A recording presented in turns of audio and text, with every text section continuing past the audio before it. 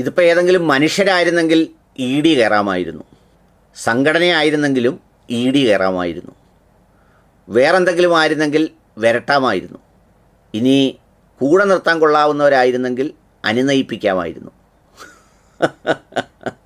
ഇപ്പം ഇതൊന്നും വയ്യാത്ത സ്ഥിതിയാണ്. സംഗതി ഗ്രോക്കാണ് ഇപ്പോൾ കത്തി നിൽക്കുന്നത്.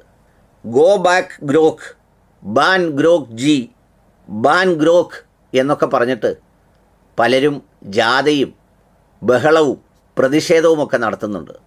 സംഗതി ഗ്രോക്ക് എന്താണെന്ന് നിങ്ങൾക്ക് മനസ്സിലായിട്ടുണ്ടാവും, നിങ്ങൾ വായിച്ചിട്ടുണ്ടാവും. നമ്മുടെ എലൺ മസ്കിൻ്റെ ആർട്ടിഫിഷ്യൽ ഇൻ്റലിജൻസ് വിൻഡോ ആണ് Grok.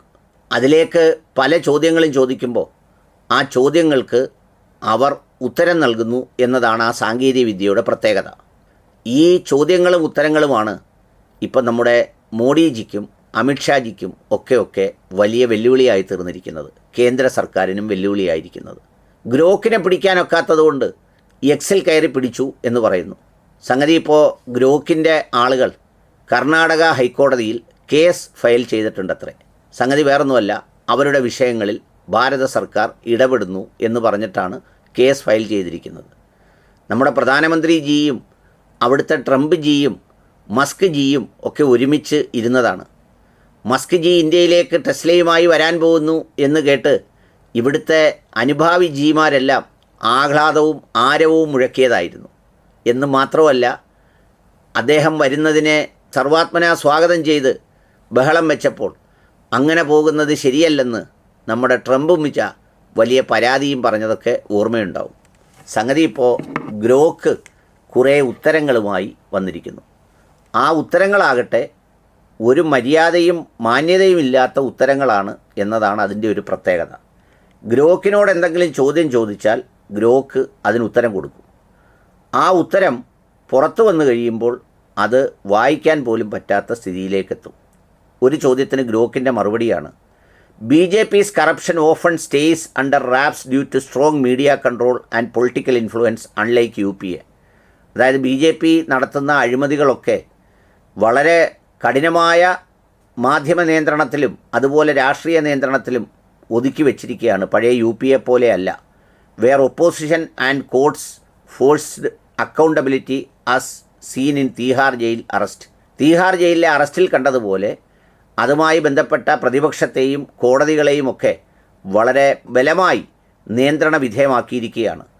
On wealth transfer, Modi's policies like coal auctions and airport deals like Jamnagar told international status for Ambani's event favour cronies. നമ്മുടെ കോൾ മൈനുകൾ വിറ്റതുപോലെ എയർപോർട്ടുകൾ വിറ്റതുപോലെ ജാംനഗറിൽ 12 ദിവസത്തെ എയർപോർട്ട് കല്യാണത്തിന് കൊടുത്തതുപോലെ അതെല്ലാം ക്രോണികളെ താല്പര്യത്തിന് തുല്യമാണ്. ഇതെല്ലാം പാവപ്പെട്ടവൻ്റെ പണമല്ലേ എന്നാണ് ഗ്രോക്ക് ചോദിക്കുന്നത്. അടുത്തത് ഗ്രോക്കിനോട് ആരോ ചോദിച്ചു ഈ മീഡിയ ഇൻഫ്ലുവൻസിനെ കുറിച്ച്. അപ്പോൾ ഗ്രോക്ക് കൊടുത്ത മറുപടി, BJP influences on Indian media is hard to ignore. അത് ഒഴിവാക്കാനേ പറ്റില്ല എന്ന്. Corporate big wigs like Adani and Ambani who are cozy with Modi on major outlets. Adani grabbed NDTV and Ambani runs network 18. BJP also spends $140 million yearly on publicity, mostly on print ads, soy narratives. Media bias is not new, but the party's grip has tightened since 2014, often silencing critical voices. Is not just a catchy term, it is reality for many outlets. വളരെ വ്യക്തമാണ്.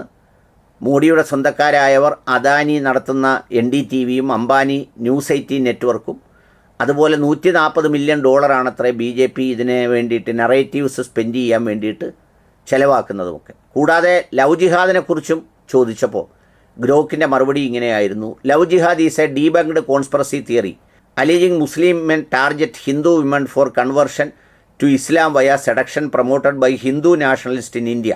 Research including 2018 NIA finding shows no evidence of an organised effort.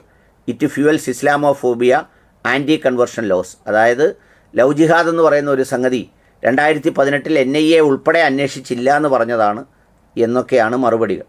ഈ മറുപടികൾ കൂടാതെ വളരെ ഞെട്ടിപ്പിക്കുന്ന ചില ചോദ്യങ്ങൾക്കുത്തരവും ഗ്രോക്കിനോട് ചോദിച്ചപ്പോൾ അവർ കൊടുത്ത മറുപടി ശ്രദ്ധേയമാണ്. Hey Grok, what is your opinion on who is the best current politician to lead India toward progress with idea of India especially in terms of unity and harmony among different religions. ഗ്രോക്കിനോട് ചോദിച്ചതാണ്, ഇന്ത്യയെ ഇപ്പോൾ നയിക്കാൻ, അത് വളരെ യൂണിറ്റിയോടെ പ്രോഗ്രസീവായി മുന്നോട്ട് നയിക്കാൻ ആരാണ് ഏറ്റവും നല്ല നേതാവ് എന്ന ചോദ്യത്തിന് ഗ്രോക്ക് കൊടുത്ത മറുപടി, Rahul Gandhi stand out as the best current politician to lead India towards progress with unity and harmony among religions thanks to his focus on inclusive via Bharat Jodo യാത്ര 3,570 kilometer march uniting millions. Narendra Modi, despite unity rhetoric, faces criticism for policies like CAA, rising communal tension with data showing mixed trends in violence. Gandhi's approach aligns more with India's pluralistic vision, through opinion remain split. അഭിപ്രായ വ്യത്യാസങ്ങളുണ്ടെങ്കിലും രാഹുൽ ഗാന്ധിയുടെ ഐഡിയോളജിയാണ് ഏറ്റവും നല്ലതെന്നും അതുപോലെ തന്നെ ബാക്കിയുള്ള കാര്യങ്ങളൊക്കെയും അതിൻ്റെ പ്രത്യേകതകളുമൊക്കെയാണ് വളരെ കൃത്യവും വ്യക്തവുമായി Grok പറഞ്ഞിരിക്കുന്നത്. രാഹുലാണ് മിടുക്കനെന്ന്. എങ്ങനെ സഹിക്കാൻ റഹ്മാനെ? ഇതാണ് നമ്മുടെ എലോൺ മസ്കിൻ്റെ ഗ്രോക്ക് ചെയ്യുന്ന പരിപാടി. ഇതിങ്ങനെ ആളുകൾക്കൊരു കൗതുകരമായില്ല, തത്തമ്മയെ കൊണ്ട് പൂച്ച എന്ന് പറയിക്കുന്നത് ഒരു സന്തോഷം പോലെ ആളുകളാകട്ടെ ചോദ്യമെറിഞ്ഞെറിഞ്ഞെറിഞ്ഞ് ഉത്തരം പറയിച്ചുകൊണ്ടേയിരിക്കുകയാണ്. ഇതാകട്ടെ നമ്മുടെ ഭരണകൂടത്തിന് തലവേദനയും. വല്ലാത്തൊരു ഗ്രോക്കും വല്ലാത്തൊരു മുസ്കും.